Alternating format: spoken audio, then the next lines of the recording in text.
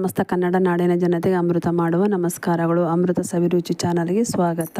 ನಾನು ಇವತ್ತು ನವರಾತ್ರಿ ಉಪವಾಸದ ಇವತ್ತೊಂದು ಇನ್ಸ್ಟೆಂಟಾಗಿ ಗೋಧಿ ಹಿಟ್ಟಿನ ದೋಸೆ ಮಾಡೋದು ತೋರಿಸ್ತೀನಿ. ಅದು ಹೇಗೆ ಮಾಡೋದು ಅಂತ ನೋಡ್ಕೊಂಬರೋಣ ಬನ್ನಿ. ಹಾಗೆ ಅದ್ರ ಜೊತೆ ಒಂದು ಚಟ್ನಿ ಕೂಡ ಮಾಡ್ತಾಯಿದ್ದೀನಿ. ಬನ್ನಿ ನೋಡ್ಕೊಂಬರೋಣ ಹೇಗೆ ಮಾಡೋದು ಅಂತೇಳಿ. ಒಂದು ಬಟ್ಲ ತೊಗೊಂಡಿದ್ದೀನಿ ನೋಡಿರಿ. ನಾನಿವತ್ತು ಜರಡಿ ಮಾಡಿರುವಂಥ 2 ಬಟ್ಟದ ಗೋಧಿ ಹಿಟ್ಟು ತೊಗೊಂಡಿದ್ದೀನಿ ನೋಡಿ. 2 ಬಟ್ಟ ಜರಡಿ ಮಾಡಿ ತೊಗೊಂಡಿದ್ದೀನಿ ರೀ ಗೋಧಿ ಹಿಟ್ಟು. ಒಂದು ಸ್ವಲ್ಪ 2 ಹಸಿಮೆಣ್ಸಿನ್ಕಾಯಿ ಸಣ್ಣಗೆ ಹೆಚ್ಚಿ ತೊಗೊಂಡಿದ್ದೀನಿ ನೋಡಿರಿ. ಖಾರ ಇಲ್ಲ ಅಂತಂದರೆ 2 ತೊಗೊಳ್ರಿ, ಇಲ್ಲಾಂದ್ರೆ 1 ತೊಗೊಳ್ರಿ ಸಾಕು. ಮಕ್ಳಿದಾರೆ ಅಂದರೆ 1 ಸಾಕು ರೀ. ನಾನು ಇಲ್ಲಿ ನೋಡಿ ಸ್ವಲ್ಪ ಕರಿಬೇವು, ಹಸಿ ಕರಿಬೇವು ತೊಗೊಂಡಿದ್ದೀನಿ ನೋಡಿರಿ. 1 ಸ್ಪೂನಷ್ಟು ಸಕ್ಕರೆ ತೊಗೊಂಡಿದ್ದೀನಿ. 1 ಸ್ಪೂನ್ ಸಕ್ಕರೆ ಹಾಕ್ತಾಯಿದ್ದೀನಿ ನೋಡಿರಿ. ಸ್ವಲ್ಪ ಕೊತ್ತಂಬರಿ ಕೂಡ ಹಾಕ್ತಾಯಿದ್ದೀನಿ. ರುಚಿಗೆ ತಕ್ಕಷ್ಟು ಉಪ್ಪು ಹಾಕ್ತಾಯಿದ್ದೀನಿ. 1 ಸ್ಪೂನ್ ಜೀರಿಗೆ ಹಾಕ್ತಾಯಿದ್ದೀನಿ. ಕುಟ್ಟಿ ಆದ್ರೆ ಹಾಕ್ಬೋದು, ಇಲ್ಲರಿ ಹಂಗೆ ಹಾಕ್ಬೋದು. 1 ಪಿಂಚಷ್ಟು ಸೋಡಾ ಹಾಕ್ತಾಯಿದ್ದೀನಿ, ಅಡುಗೆ ಸೋಡಾ. ಇದನ್ನೆಲ್ಲ ಹ್ಯಾಂಡ್ ವಿಸ್ಕರ್ ತೊಗೊಂಡು ಎಲ್ಲ ಸ್ವಲ್ಪ ಒಂದ್ಸರಿ ಕಲಿಸ್ಬೇಕು ನೋಡಿ. ಎಲ್ಲ ಒಣದೇ ಫಸ್ಟ್ ಕಲಿಸ್ಬೇಕ್ರಿ, ಎಲ್ಲ ಡ್ರೈ ಎಲ್ಲ. 1 ಗಂಟೆ ಇಲ್ದಂಗೆ ಎಲ್ಲ ಚೆನ್ನಾಗಿ ಕಲಿಸ್ಬೇಕ್ರಿ. ಹಂಗೆ ಸ್ವಲ್ಪ ನೀರು ಹಾಕಿ ಕಲಿಸ್ಬೇಕು ನೋಡಿರಿ. ಸ್ವಲ್ಪನೇ ತಣ್ಣೀರು ಹಾಕಿ ಕಲಿಸ್ಬೇಕ್ರಿ. 1 ಗಂಟೆ ಇಲ್ದಂಗೆ ಎಲ್ಲ ನೀಟಾಗಿ ಕಲಿಸ್ಬೇಕು ನೋಡಿ. ಸ್ವಲ್ಪ ನೀರು ಹಾಕಿ ಕಲಿಸ್ಬೇಕ್ರಿ. ಗಟ್ಟಿ ಆದರೆ ಮತ್ತೆ ನೀರು ಹಾಕಿ ಕಲಿಸ್ಬೋದು ರೀ. ಮತ್ತು ನೀರು ಹಾಕ್ಬಿಟ್ರೆ ಆಗ್ಲೆಲ್ಲ ಮತ್ತೆ ಹಿಟ್ಟು ಕಲ್ಸ್ಕೊಳಕ್ಕಾಗತ್ತೆ ನೋಡಿ. ಒಂದು ಅದಕ್ಕೆ ದೋಸೆ ಹಿಟ್ಟಿನ ಅದಕ್ಕೆ ಕಲಿಸ್ಕೊಳ್ರಿ. ನಾನು ಇವತ್ತೊಂದು ನೀರ್ದು ಇನ್ಸ್ಟೆಂಟಾಗಿ ಗೋಧಿ ದೋಸೆ ಮಾಡಿ ತೋರಿಸ್ತಿದ್ದೀನಿ. ಉಪವಾಸ ಮಾಡ್ತಾರಲ್ಲ, ನವರಾತ್ರಿಯಲ್ಲಿ ಉಪವಾಸ ಮಾಡ್ತಾರಲ್ವ ಅಂಥದಕ್ಕೆ ತುಂಬ ಒಳ್ಳೇದು ರೀ ಇದು. ಇನ್ಸ್ಟೆಂಟಾಗಿ ಮಾಡುವಂಥ ಗೋಧಿ ದೋಸೆನ ಮಾಡಿ ತೋರಿಸ್ತಿದ್ದೀನಿ ನೋಡಿರಿ. ಉಳ್ಳಾಗಡ್ಡಿ ಏನು ಹಾಕ್ಲಾರ್ದಂಗೆ ಮಾಡಿ ತೋರಿಸ್ತಿದ್ದೀನಿ ರೀ. ಹಿಂಗೆ ನೋಡಿರಿ, ನಮಗೆ ನೀರು ಎಷ್ಟು ಬೇಕು ನೋಡಿ, ಒಂದು ಹದವಾಗಿ ಬರೋಂಗೆ ತೆಳುವಾಗಿ, ಪೂರ್ತಿ ತೆಳಗಿರಬಾರ್ದು, ಪೂರ್ತಿ ದಪ್ಪಗಿರಬಾರ್ದು ರೀ. ಹಂಗಾಗಿ ಕಲಿಸ್ಬೇಕು ನೋಡಿರಿ. ಈ ಅದಕ್ಕಿದ್ರೆ ಸಾಕಾಗ್ತದೆ ನೋಡಿ.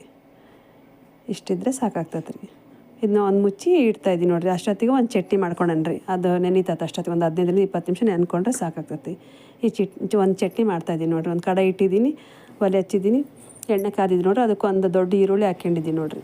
ಒಂದು 4-5ರಿಂದ ಒಣಮೆಣ್ಸಿಗೆ ಹಾಕ್ಕೊಂಡಿದ್ದೀನಿ ರೀ. ಒಣಮೆಣ್ಸಿಗೆ ಹಾಕ್ಕೊಂಡ್ರೆ ಕೆಂಪ ಚೆನ್ನಾಗಿ ಬರ್ತದೆ ಅಂತೇಳಿ ನಾನು ಒಣಮೆಣ್ಸಿಗೆ ಹಾಕಿದ್ದೀನಿ. 1 ಗಡ್ಡೆಯಷ್ಟು ಬೆಳ್ಳುಳ್ಳಿ ಸುಲಿದು ಹಾಕಿದ್ದೀನಿ ನೋಡಿರಿ. 1 ಗಡ್ಡೆಯಷ್ಟು ಕರಿಬೇವು ಹಾಕಿದ್ದೀನಿ.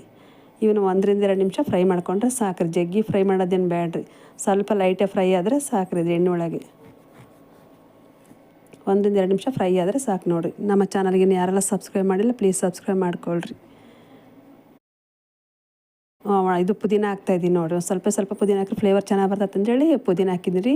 ಇಲ್ಲಿ 3 ಟೊಮೊಟೊ ತೊಗೊಂಡಿದ್ದೀನಿ. ನಾನು ಟೊಮೊಟೊ ಚಟ್ನಿ ಮಾಡೋದ್ರಿಂದ ನಾನು 3 ಟೊಮೊಟೊ ತೊಗೊಂಡಿದ್ದೀನಿ ರೀ. ಇಲ್ಲಿ ನಾಟಿ ಟೊಮೊಟೊನೇ ತೊಗೊಂಡಿದ್ದೀನಿ ನೋಡಿ. ಇಲ್ಲಿ ಇದು ಕೂಡ ಲೈಟಾಗಿ ಫ್ರೈ 1-2 ನಿಮಿಷ ಫ್ರೈ ಆದರೆ ಸಾಕ್ರಿ ಎಣ್ಣೆ ಒಳಗೆ.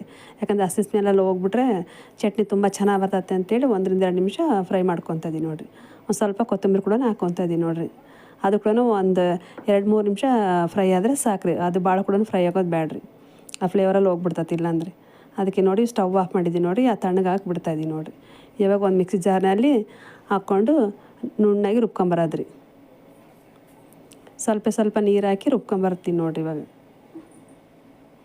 ನೋಡಿ ಹಿಂಗಾಗಿದೆ. ಒಂದು ಸ್ವಲ್ಪ ಉಪ್ಪು ಹಾಕಿ ಸ್ವಲ್ಪ ನೀರು ಹಾಕಿ ರುಬ್ಕೊಂಬರ್ತೀನಿ ನೋಡಿರಿ. ನೋಡಿ ಈ ಥರ ನೀಟಾಗಿ ರುಬ್ಕೊಂಬರ್ಬೇಕ್ರಿ. ಸಣ್ಣ ರುಬ್ಕೊಂಬರ್ತಾಯಿದ್ದೀನಿ ನೋಡಿರಿ.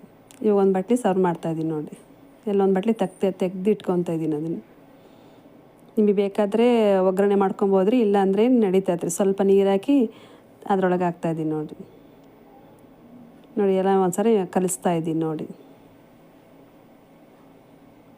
ಒಂದು ಒಗ್ಗರಣೆ ಮಾಡ್ತಾಯಿದ್ದೀನಿ ನೋಡಿ. ನಿಮ್ಗೆ ಬೇಕಿದ್ದರೆ ಒಗ್ಗರಣೆ ಮಾಡ್ಕೊಬೋದು, ಇಲ್ಲಾಂದ್ರೂ ಕೂಡ ಟೇಸ್ಟಾಗಿರ್ತೈತೆ ರೀ ಇದು ನೋಡಿರಿ. ಎಣ್ಣೆ ಕಾದಿದೆ, ಸಾಸಿವೆ ಹಾಕಿದ್ದೀನಿ, ಜೀರಿಗೆ ಹಾಕಿದ್ದೀನಿ, 1-2 ಒಣಮೆಣ್ಸಿನ್ಕಾಯಿ ಮುರಿದು ಹಾಕಿದ್ದೀನಿ, 1 ಕಡ್ಡಿ ಕರಿಬೇವು ಮುರಿದು ಹಾಕ್ತಾಯಿದ್ದೀನಿ ನೋಡಿ. ಒಗ್ಗರಣೆ ಕಲಿಸ್ತಾ ಇದ್ದೀನಿ ನೋಡಿ. ಒಗ್ಗರಣೆಗೆ ಹಾಕ್ತಾ ಚಟ್ನಿಗೆಲ್ಲ ಹಾಕಿದ್ದೀನಿ ನೋಡಿರಿ. ಒಗ್ಗರಣೆ ಬೇಕಿದ್ರೆ ಹಾಕ್ಕೊಬೋದು, ಇಲ್ಲಾಂದ್ರೆ ನಡೀತೈತೆ ರೀ ಇದು ನೋಡಿ. ಇವಾಗ ಗೋಧಿ ಹಿಟ್ಟು ನೆಂದತ್ತಲ್ರಿ. ಇವಾಗ ದೋಸೆ ಮಾಡೋದು ಹೇಗಂತ ತೋರಿಸ್ತೀನಿ ಬನ್ನಿರಿ. ಇನ್ಸ್ಟೆಂಟಾಗಿ ಮಾಡುವಂಥ ಗೋಧಿ ದೋಸೆ ರೀ ಇದು. ಉಪವಾಸಕ್ಕೆಲ್ಲ ಮಾಡ್ತಾರಲ್ಲ. ಈರುಳ್ಳಿ ಏನು ಹಾಕಿರಿ, ಚಟ್ನಿ ಮಾತ್ರ ಈರುಳ್ಳಿ ಹಾಕಿದ್ದೀನಿ. ಬೇಡ ಅಂದರೂ ಕೂಡ ನೀವು ಇನ್ಸ್ಟೆಂಟಾಗಿ ಅದು ಟೊಮೊಟೊನ ಫ್ರೈ ಮಾಡ್ಕೊಂಡು ದೋಸೆ ಜೊತೆ ತಿಂದರೂ ಕೂಡ ಚೆನ್ನಾಗಿರ್ತೈತೆ ರೀ. ನಾನು ಇಲ್ಲಿ ನೋಡಿ ದೋಸೆ ಮಾಡೋದು ಹೇಗಂತ ತೋರಿಸ್ತಾ ಇದ್ದೀನಿ ನೋಡಿ. ಇಷ್ಟಿದ್ರೆ ಸಕ್ಕರೆ. ಒಲೆ ಹಚ್ಚಿದ್ದೀನಿ ನೋಡಿ. ಮೀಡಿಯಮ್ ಫ್ಲೇಮಲ್ಲಿ ಇಟ್ಕೊಂಡಿದ್ದೀನಿ ರೀ. ಇವಾಗ ತವ ಕೂಡ ಕಾದಿದ್ದೀನಿ ನೋಡಿ. ಲೈಟಾಗಿ 1 ಸ್ಪೂನಷ್ಟು ಹಿಟ್ಟು ತೊಗೊಂಡು ಲೈಟಾಗಿ ಹಾಕ್ತಾಯಿದ್ದೀನಿ ನೋಡಿರಿ. ಲೈಟಾಗಿ ಹಾಕ್ಬೇಕ್ರಿ. ಯಾಕಂದ್ರೆ ಬೇಸ್ ಹಿಂಗೆ ಉಜ್ಜಬಾರ್ದು. ಸ್ಪೂನ್ ತೊಗೊಂಡು ಲೈಟಾಗಿ ಹಾಕ್ರಿ ಚೆನ್ನಾಗಿ ಬರ್ತದೆ ರೀ. ಇವಾಗ ನೋಡಿರಿ 1 ಸ್ಪೂನ್ ಎಣ್ಣೆ ಹಾಕಿದ್ದೀನಿ. ಮೆಲ್ಲಗೆ ತೆಗಿತಾಯಿದ್ದೀನಿ ನೋಡಿರಿ. ಇದ್ರಿಗೆ ಏನು ಮಿಕ್ಸ್ ಮಾಡೋದೇ ಇಲ್ಲ ರೀ. ಬರೀ ಗೋಧಿ ಹಿಟ್ಟಿನಿಂದ ಮಾಡಿರುವಂಥ ದೋಸೆ ತುಂಬ ಚೆನ್ನಾಗಿ ಬರ್ತೈತೆ ರೀ. ತಿನ್ನೋಕ್ಕಂತೂ ತುಂಬ ಟೇಸ್ಟಾಗಿರ್ತೈತೆ ನೋಡಿರಿ. ನಿಮಗೆ ಎಷ್ಟು ಅಗಲ ಬೇಕೋ ಅಷ್ಟು ಅಗಲ ಮಾಡ್ಕೊಬೋದು ರೀ. ಗರಿ ಬೇಕಂದ್ರೆ ಸ್ವಲ್ಪ ಅಗಲ ಮಾಡ್ಕೊಬೋದು, ಇಲ್ಲ ಅಂದರೆ ಸಾಫ್ಟಾಗಿ ಬೇಕಂದ್ರೆ ಸ್ವಲ್ಪ ದಪ್ಪಗೆ ಹಾಕ್ಕೊಂಡು ಕೂಡ ಚೆನ್ನಾಗಿ ಬರ್ತಾನೆ ನೋಡಿರಿ. ಈ ಥರ ಮಾಡಿದ್ದೀನಿ ನೋಡಿರಿ. ಒಂದು ತುಂಬಾ ಚೆನ್ನಾಗಿರ್ತೈತೆ ರೀ ದೋಸೆ. ಮತ್ತು ಇನ್ಸ್ಟೆಂಟಾಗಿ ಉಪವಾಸ ಮಾಡೋರಿಗಂತೂ ಈಸಿಯಾಗಿ ಕ್ವಿಕ್ಕಾಗಿ ಮಾಡುವಂಥ ದೋಸೆ ನೋಡಿರಿ. ಚಟ್ನಿ ಕೂಡ ಮಾಡಿದ್ದೀನಲ್ವ ಅದು ಕೂಡ ಸರ್ವ್ ಮಾಡ್ತಾಯಿದ್ದೀನಿ ನೋಡಿರಿ. ತುಂಬ ಟೇಸ್ಟಿಯಾಗಿರ್ತೈತೆ ದೋಸೆ ಜೊತೆಗಂತೂ ಇದು. ನಿಮಗೆ ಈ ವಿಡಿಯೋ ಇಷ್ಟ ಆದಲ್ಲಿ ಲೈಕ್, ಶೇರ್, ಕಮೆಂಟ್ ಮಾಡಿ, ಸಬ್ಸ್ಕ್ರೈಬ್ ಮಾಡೋದು ಮರಿಬೇಡಿ. ಎಲ್ಲರೂ ಧನ್ಯವಾದ.